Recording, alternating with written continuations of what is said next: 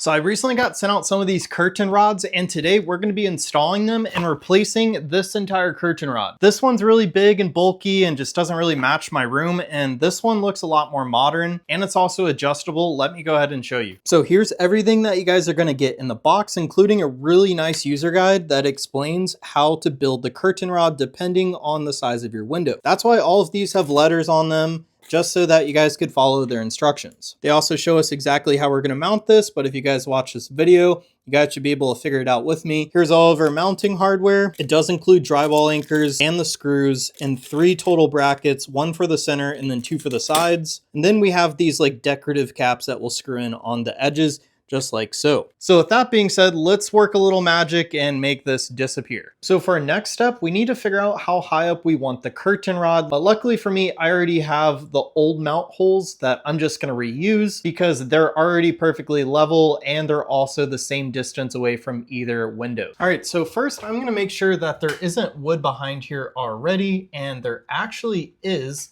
So I'm gonna be able to skip the drywall anchor step.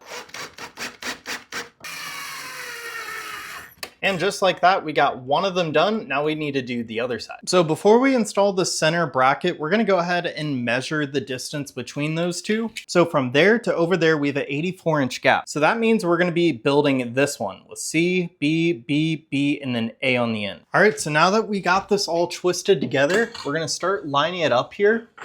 And one of the ends is adjustable. So that's how you guys are gonna be able to make sure that it's exactly where you want. All right, so this is what it looks like without the center bar, but I think we're gonna install it because right now it may be fine, but once we add the weight of the curtains, it's probably gonna wanna flex right here in the center. And yes, we did end up having an extra bar for the longer version that you guys could build. So now let's go ahead and put some curtains on here and finish up this review. All right, so this is what it's gonna look like all put up.